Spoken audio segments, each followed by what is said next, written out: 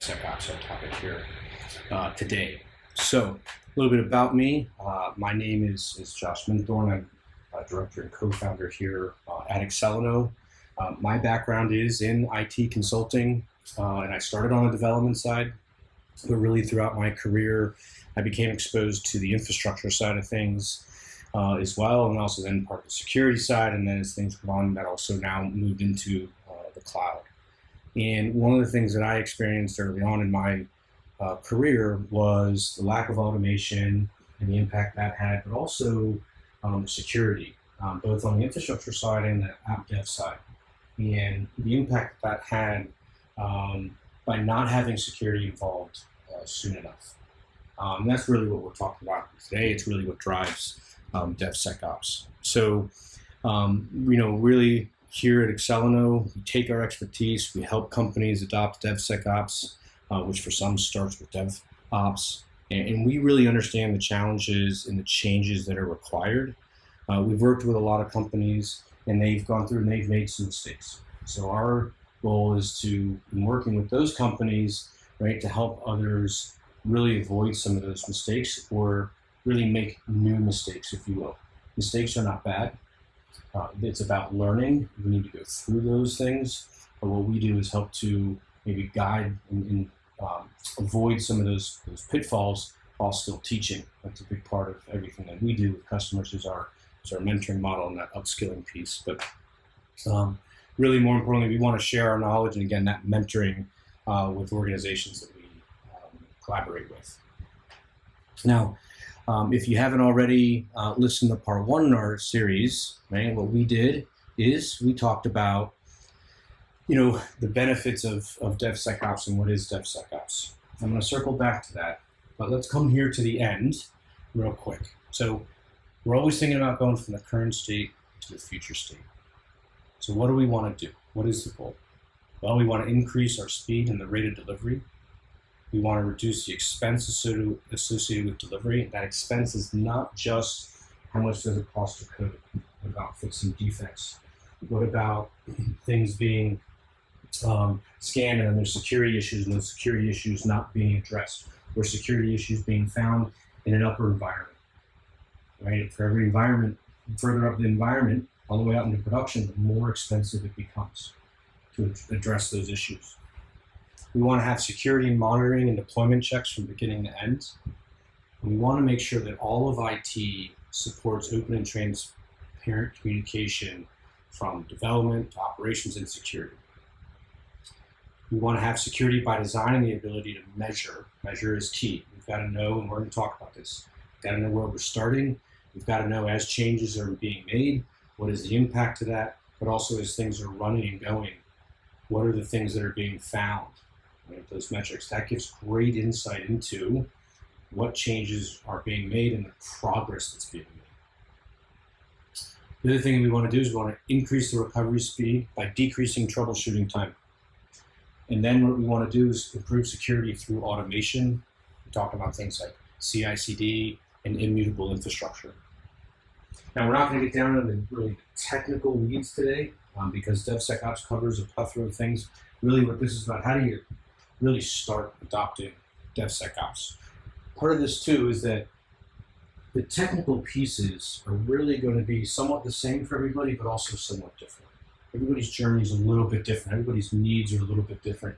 So that technical piece, that really gets tailored into what's unique for you and what your needs are. Different groups, different organizations, within a different enterprise, and different enterprises have it all are going to do it a little bit different. Yes, again, there are some things that are the same. Now, again, going back to kind of part one real quick, we said, well, what is DevSecOps? We want to take development, we want to take operations, we want to take security, we want to take application security, infrastructure security. We want to bring that all together. We don't want these, development does its thing, operations does its thing, security is then thinking of these two areas of security with application infrastructure.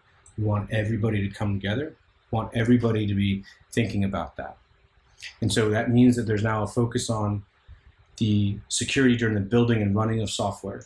And now, by doing this is important, is there's now a culture where security is a shared responsibility throughout the IT lifecycle. What's really critical there is it's a shared responsibility. It's not just so security is now concerned about security and we've automated some things. Everybody's thinking about security. We'll get into that here a little bit later. And the other part of this is that, what we find in working with customers is that the DevSecOps mindset is so important because of the emphasis on the need to build security from the beginning, right? It becomes a bedrock. It becomes the foundation to building software and really to DevOps initiatives. And that's key. That's really, really key. Now, what we want to do is we want to move away from this development and QA and doing all of this demo, this planning, development, this testing, and then handing it over to the security team who's going to report, plan, scan, and test, and then eventually deploy. Why do we want to do this? We want to do this because we want to get away from this bottleneck. So with DevOps versus DevSecOps, we had development, we had testing, we had operations, and then we had security. Then it came back to operations. That's the deployment piece. That was a bottleneck. We want to get rid of that bottleneck, and we want to shift security left in the entire development lifecycle. The goal is to streamline. Because if you have development, and testing, and operations on the same page, and you've automated, you can only then go as fast as security, because that becomes a bottleneck. So any bottleneck in the process, even if it's not security, just anything in the SDLC that is a bottleneck, that would be the fastest that you can go. Unless you skip it, which then is really another conversation for another time. Now, when we think about all of these things, right, we covered these things in part 1. The other thing is, what do we cover in part 2, which was why? And we talked about the cost of a breach and the impact to a company. Really, the underlying theme here is that, when moving to improved proactive security, thereby folding security into the DevOps processes, it's no longer DevOps versus DevSecOps. And honestly, some call it DevSecOps, some call it just DevOps with security. Either term is fine. At the end of the day, what we're doing is we want to make sure that we're shifting everything left, including security. We're removing those bottlenecks. We're reducing risk. We're reducing and avoiding some of these costs. And now, what's happening is that we have a focus across teams about security instead of a single security team working outside the boundaries of the development lifecycle. Again, now there's a security focus among teams as opposed to a single security team working outside the boundaries of the development process. And real quick on some of these costs, as you can see, there was an increase in the average cost of a breach. And we're moving more towards a remote world and a hybrid working world. Well, there's a greater cost when it was remote work. When we think about the loss of business and the cost when individually identifiable information is involved. And what about credentials and all these sorts of things? All of these things, costs that happen when there is a breach, and nobody knows when a breach is going to happen. If we did that, we'd probably be the richest person in the world.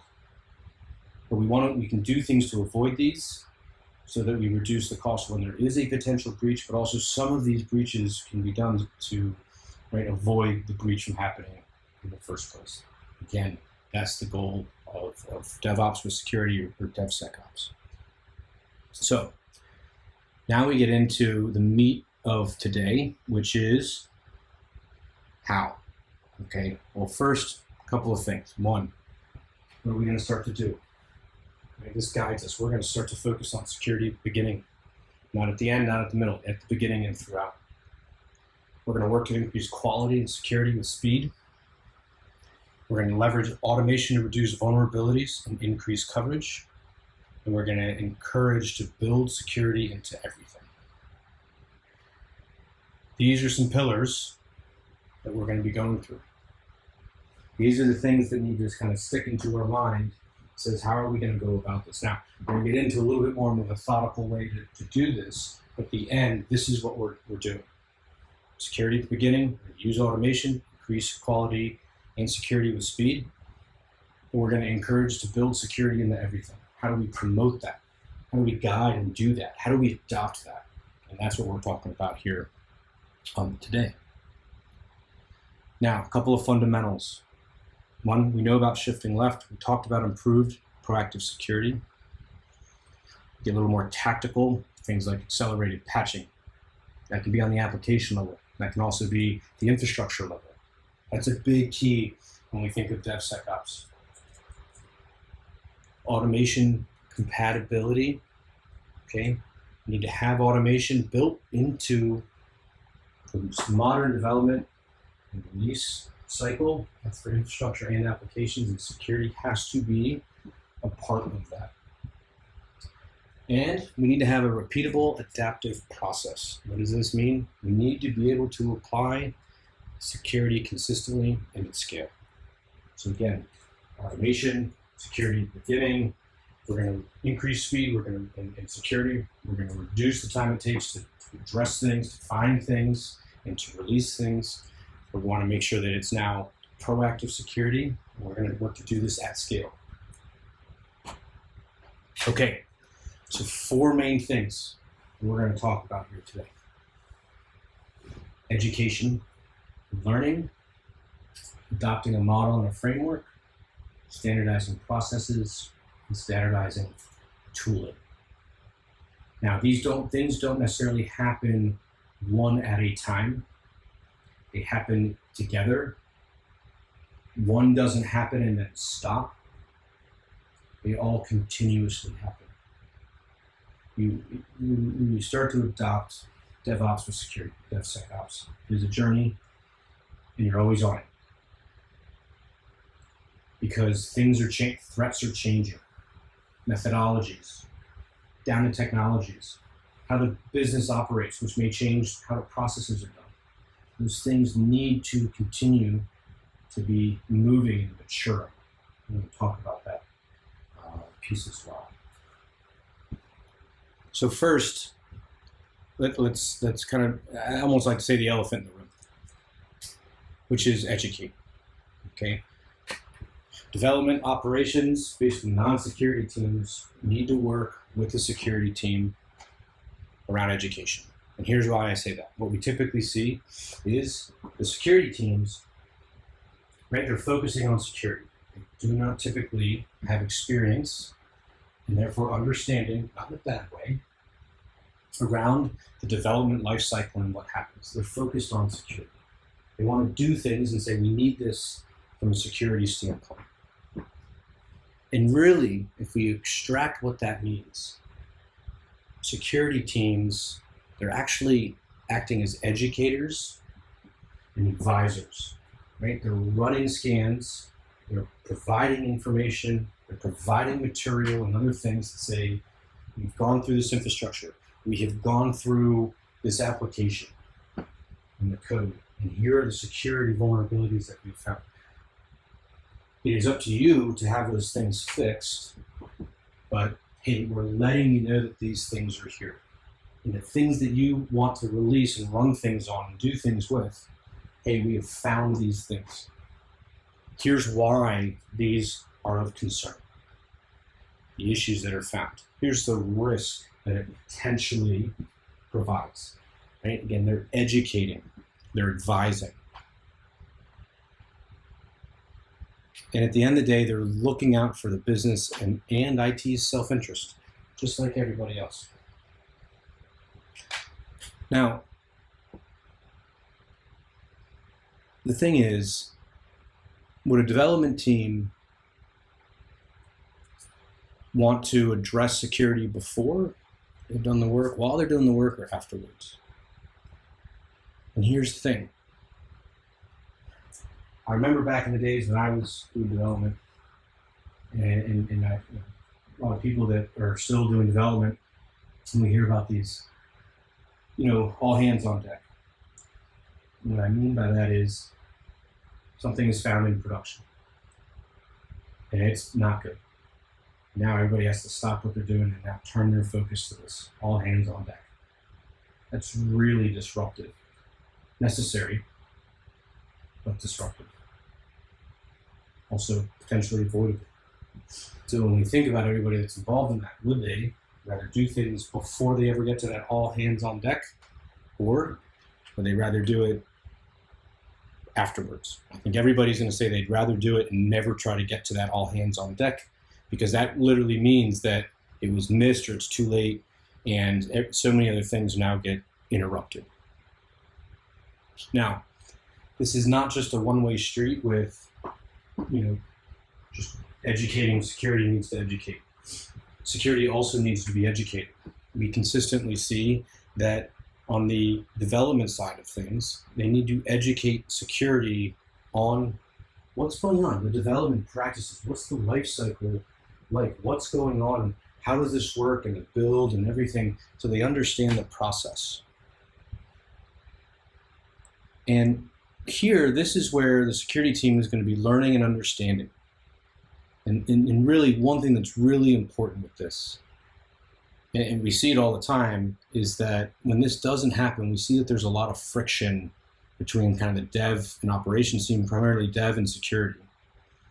Because what we see is the security team, again, correct intention, good intention, trying to force security things to be done during the SDLC. But the development team pushes back because they say, this is slowing us down. And so that joint education and understanding is critically important so that security can be done, but understanding how to do it in a way that actually enables the developers and speeds things up. And from the security side of things, that's a win-win, because now security is actually being done and more of it is being embraced in security at scale.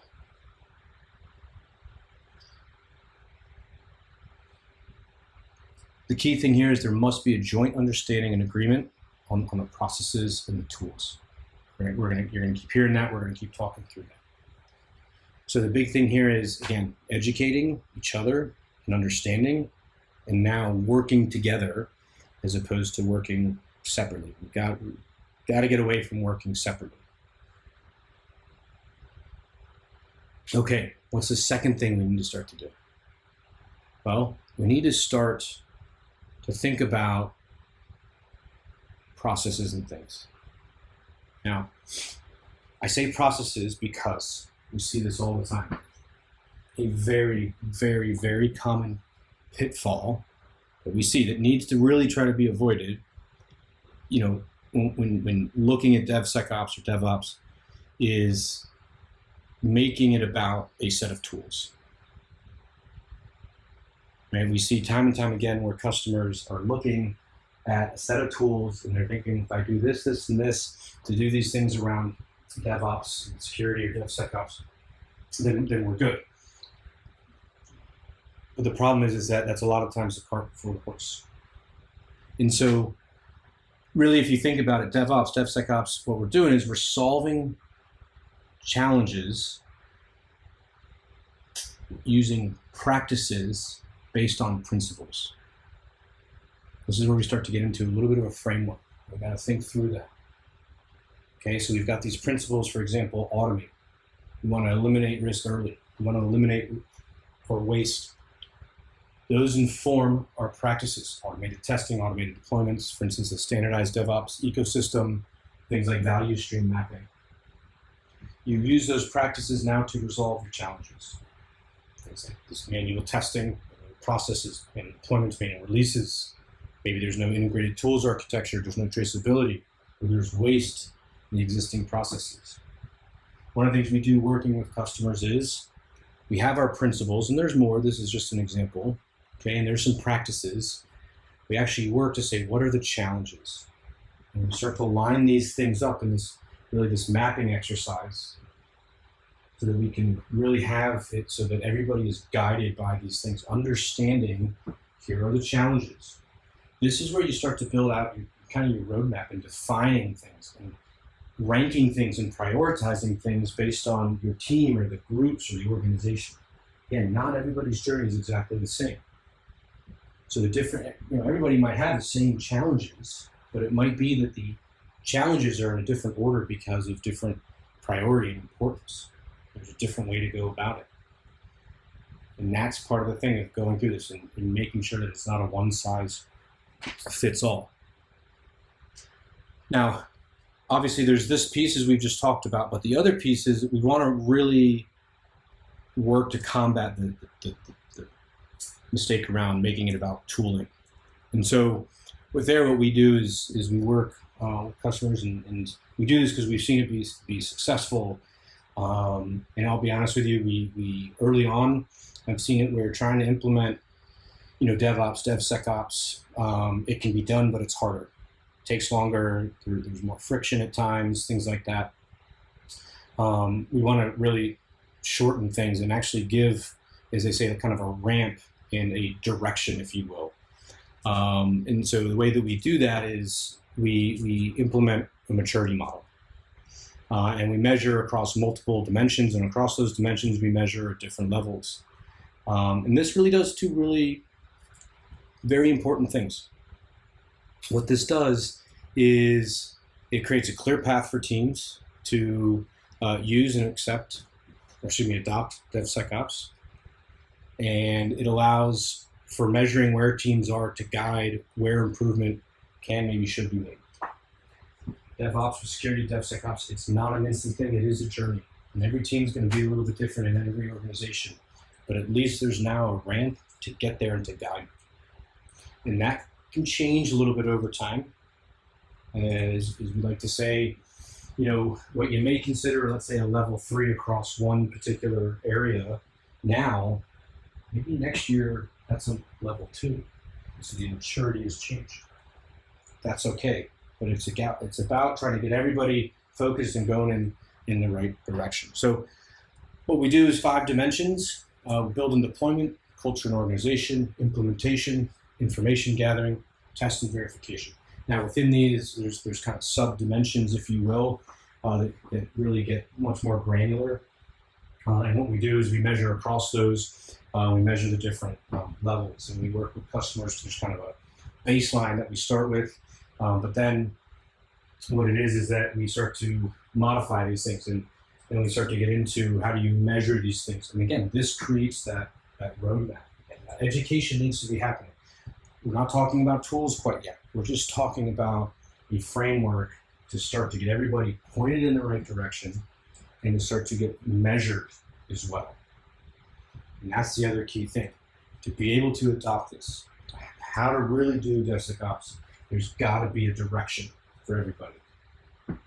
And that is one of the biggest challenges that we see, is that typically, again, it's made about tools and there is no direction, or the direction is made about tools or other things. But there's got to be things outside of that, because tools come and go. Tools change. You might be trying to standardize now, or you've already standardized, or what we see quite often, kind of shadow IT, or if you will, lots of different groups, lots of different tools, and trying to standardize everything right now is going to be too difficult. Again, this goes back to, let's figure out what works. Sometimes you do a little bit of standardization across teams as they start to mature. Sometimes, you just start to standardize and then do the maturation. It's going to depend, right? It really is understanding the teams and the makeup and everything else to figure out what is the best way to do this, as opposed to just kind of forcing it in. Now, the other part is that this matrix, this framework, brings development, operations, and security together to outline what each would like to have. Let's go back to education. Now everybody's working together to say, okay, here are the different levels, here's what we're expecting to be done, who's doing it, and by who, and everything. Now you start to get responsibility. More importantly, and if I would say probably one of the most important things, is now you are creating a shared vision built by the teams through collaboration. Every team feels as though they're heard, they're getting their wishes, they're going to be doing things faster. Now they're working to say, here's how we get there. Here's what we would like to have done. It also helps, instead of trying to boil the ocean, it helps set expectations within the different groups, security, development, operations, that there's got to be a little bit of a methodical approach to this. It's not, you got to do all of this or you haven't done anything, right? A little bit at a time. Because remember, A little bit at a time is better than nothing at all.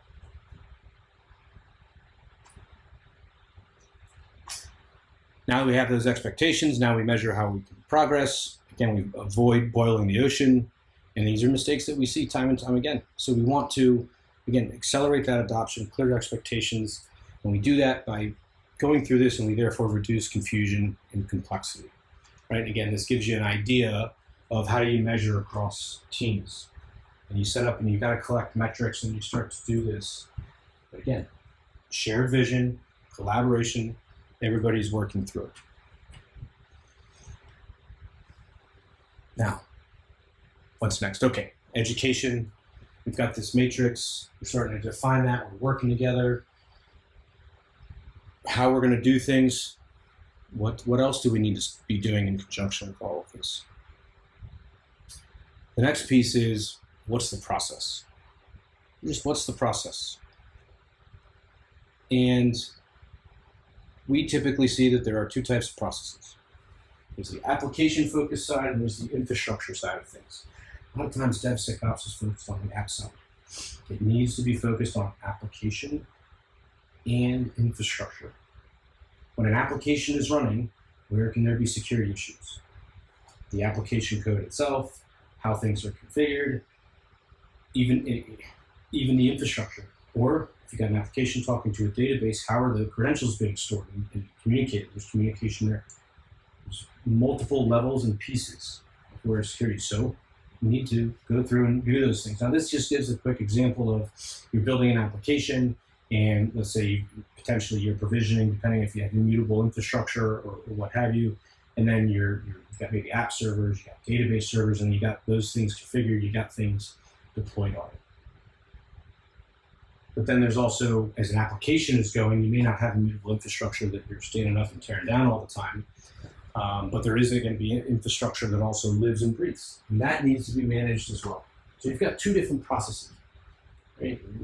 Infrastructure CMDB, CVEs, things like that, but on the code side, software composition analysis, SAST and DAST and things like that. They're different domains, if you will. Yet, both can still need to operate together and need to be part of the shared vision. It should not be separate. It just might be that there might be more focus on the app side, but it's not separate, it is together. So, need to go through and think about every part of the process and really understand the process and find areas of improvement. Call it a flaw, call it an opportunity to improve, an opportunity to mature, whatever that is, right? Identify the gaps. Think about where do you want to go. Think about that matrix and the education that's being done. Think about you outline this process, these teams together, they outline the process. Say, how does this fit now into our maturity model and how we're measuring? You don't want to boil the ocean, right? But what is our intended end state? The other part that is really, really important with this, mention that maturity model. What might be a level 3 this year could be a level 2 next year. And that might be because the process needs to change or something else. Or you've made changes and you've gotten so good that where you're at today, you're going to raise the bar. So level 3 today is level 2 next year, raising the bar, whatever it is. So what do we want to do here? Again, outline that ideal state, and then what else needs to be done? Well, first, let's think about this as what are the phases of the DevSecOps lifecycle and what needs to take place. Okay, I know there's a lot to this, but on the dev and the ops side here, you have these pipelines. What needs to take place? Code review, SAST, software composition, DAST, penetration testing, threat model policies, compliance validation, logging and auditing, threat intelligence, patching, security monitoring, all these sorts of things. Here's all the things that you want to cover. Where do these things happen in each of these individual pipelines? So it's not just this step, this step, this step, but what also needs to take place. Okay, now, what comes after this? Who is a responsible party? Or parties? Could be that there's a couple, and that's okay, but you got to define that. Who's responsible when there's a code review and something happens? Who gets communicated with? Same with SAST, or patching, or threat intelligence, or compliance validation. Who defines them, who creates them, who implements them, who shares that knowledge of what those now are, who is now involved and engaged in that process. So for instance, let's say that there's penetration testing done and there's an issue found. So penetration testing is going to be done by one team, but if something is found, who's the other team and how are they communicated? What's communicated to them? Start simple, iterate over this. That's part of the maturity levels. And start a little bit, let's just start to get something. Going through this too will help identify through the teams where there's a lack of communication, not on purpose. We've seen it where one team thought they were sharing the information and the other team said, you sent this to us, but we don't know what to do with it. And now we're getting that collaboration, that shared vision. Everybody's working together. So we've got all of this, and now it's all about that communication and everything. So now the question is, okay, now let's talk about tooling. Now that we've got this, now we understand how we're going to measure ourselves. We've educated ourselves. We've talked about our processes. What are the things that are part of a good DevOps lifecycle that need to take place and the responsibility? Now, what is actually going to help do the work and help facilitate all of this? That's the key. A tool doesn't do it for you per se. A tool is there to facilitate and to help and to support. And with this is the important part where, what do you already have? Probably might find duplicative things. It's okay. Let's just go through, let's catalog these things. What was already there? It's very common for there to be duplicative things because over time, different development teams have done different things. It's okay. Now, the reason we want to go through this and start to get rid of duplicative things is because when there's duplicative things, you don't have a standardized process, you can't do things at scale, or it's very, very difficult. The other thing is that you don't have shared knowledge. If let's say, for instance, you're using 2 different CI tools or 3 different CI tools, and multiple CD tools, and one team's each using their own, every team is kind of implementing things on their own, and they've learned those things. Yet they're really truly doing a lot of the same thing. Whereas if it's using the same tool, it's like, oh, this other team did this. Here's the other thing, we go back to collaboration. Hey, so-and-so team, I see that in the maturity model, you're at this, for deployment, you're at this level. We're running into some challenges. How did you get past these? Did you face these? Oh yeah, we did face these. Here's what we did. Right, and it's talking again. How did you ever solve that, regardless of the tool? But sometimes that tool conversation is going to come into place. And now they can say, "Oh, here's what we did. Here, just use this." And there's reusability. That's the big thing. You look across all these platforms, especially when you look at automation. It's about being able to do things in a repeatable fashion. And as they say, woodworking and a lot of other things, right? Measure twice, cut once is kind of the same thing. Right? Except cut once, use many. Sorry, that's a bad analogy, but I think you get where I'm going, which is one team can implement it and it works, and now other teams can start to use that when they're ready for it. And so in that case, you just cut the time in half. So 2 teams doing it. One team did it, but 2 teams are using it. That starts to scale out, that starts to save time. The other part with that too is if you ever got to make change, you only have to do it in one place. You know you've done it. Again, doing these things in a standardized way, doing it at scale. Now, catalog and you go through and you do this. I'm going to say this is going to be challenging, especially a lot of times what we see is on the development side. What we see is that what development teams are currently using, you may not be continuing to use. You see, for whatever reason, not whatever reason, we understand it, but a lot of work and thought was put into, let's say, hey, we set up this tool and it's working and all these things, why do we need to change? We understand that, but it needs to be understood that what's being used today again, may not be used tomorrow. And really, it's got to be accepted that that's okay. Because remember, something wasn't being used before and something was brought in. We understand, yes, there's the hard work and everything, but this isn't about that. What this is about is making it so that, you know, you've got that, maybe you've got that expertise and maybe you can now share that with other teams. And it's an opportunity to learn how to do something in maybe a different platform. But it's just like software. Software changes. And that's just got to be something that's accepted. And it really, at the end of the day, what this is about is those changes are being made by everyone in some form or fashion, because what this is doing is this is about making the SDLC faster and more secure. So give up a little to gain a lot. Remember, everybody's changing, and it's just again, what's the ultimate goal? So, and we've educated. We've got this matrix and this roadmap. We've got our process and everything we want to do. We've aligned that. We've got who's responsible during those processes. Again, aligning our maturity model.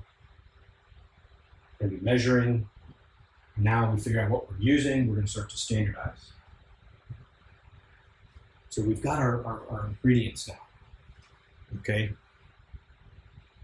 Now what we have to do is you just got to start moving. You know, say I don't remember exactly where I read it, but it really resonated with me, especially when it comes to, you know, really adopting DevOps security, DevSecOps. And that is that first-rate execution against a second-rate strategy is better than second-rate execution against a first-rate strategy. So you can sit, you can plan, but you got to get moving. And it's okay. There's going to be some challenges you face. We understand that. There's going to be learning. Those challenges are learning opportunities, but got to get started somewhere. And that's why we always say there's the education piece in that matrix and adoption framework, because that now guides. That starts the process of guiding, and it doesn't start it is the process of guiding and adoption. And then you adopt and you mature and you mature. Crawl, walk, run. So we're going to take all of those things, that education, the responsibility, the different pipelines, the tools, all of that stuff. You're going to pop that into your software supply chain. Your software supply chain is going to get better. You're going to increase quality, increase security. You're going to be able to deliver more and better features to the software. You've now got speed. Now as an organization, you've increased the adaptability, you've increased agility, and you've now increased flexibility. That is not only at the software standpoint, right, that infrastructure and everything, but also when something comes up, being able to troubleshoot and address it very, very quickly. And you're just going to keep getting better and better and better. At the same time, we're going to decrease time, therefore cost, and therefore risk.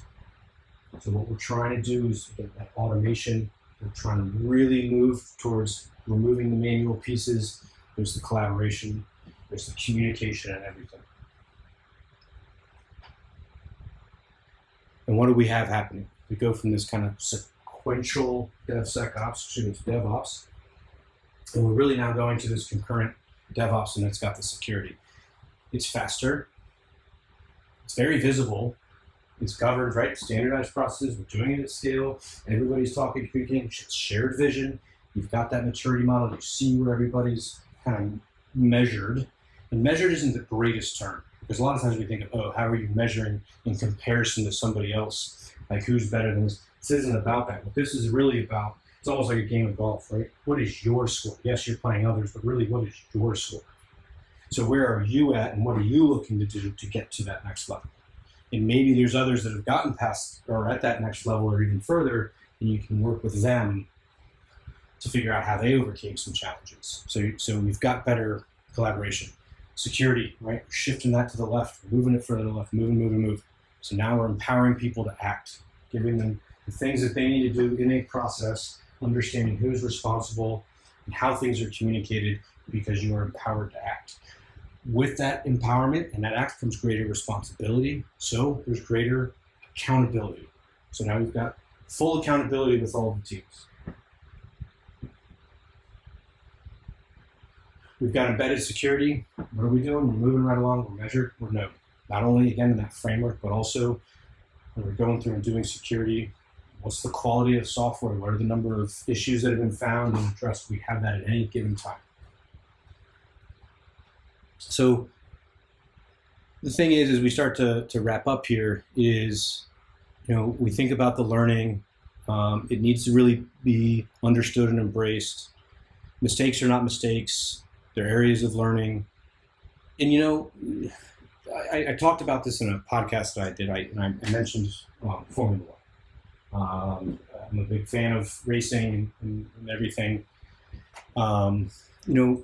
One of the things that, as I started getting into the sport, what fascinated me was that whether a team wins, they have a podium finish, or there's some other result, immediately after the race, the entire team is discussing what could have improved. Because maybe they won that day because another team didn't do well and made a mistake. What happens next time when that team doesn't make a mistake?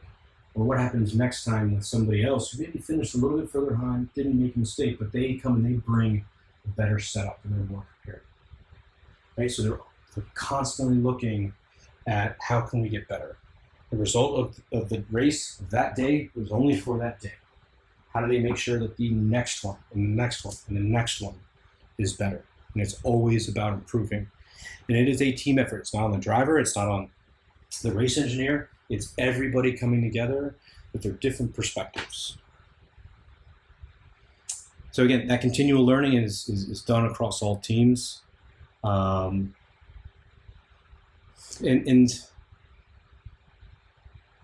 the big thing is that we've seen time and time again, DevOps is quote unquote implemented, and they're saying, yes, it is, but in reality, we see that there's a DevOps silo that's been created. It's like this whole other group, and it's like, hey, we do DevOps, we do the automation, you don't have to worry about this. It doesn't work.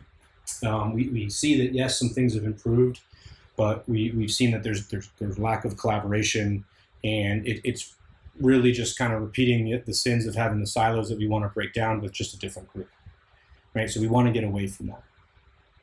So the thing we have to remember is that, everyone, the development teams, operations, testing, security, just everyone involved in the SDLC is working towards the same goal. It's just that each team contributes to that same goal differently. And that's why we say you've got to educate. That's why we talk about the maturity model and then these different teams working together on the processes and the tooling, because you're creating a software supply chain. Everything has to work together, because at the end of the day, it's everybody working together for that output, and everybody just puts into that output a slightly different piece. So as we wrap up, again, if you're continuing DevOps with security or DevSecOps, and you're looking to discuss this further, and how would you adopt either one of these, DevOps or DevSecOps, and the strategy, we can help you with this. You can reach out to us at hello@excelno.io. You can go to our website or any of our social platforms like LinkedIn, Twitter. So I just want to thank you, and I appreciate you joining today. This is part 3 of our DevSecOps webinar series. If you haven't already, you can listen to part 1, which is what is DevSecOps, or part 2, why DevSecOps is important. They're available on our website. And again, if you aren't already following us on LinkedIn or Twitter, please go ahead and follow us so you can stay up to date with other webinars and podcasts and other information that we're constantly sharing. We look forward from hearing you. I hope this was very insightful and that you can start to use these things in your DevOps journey.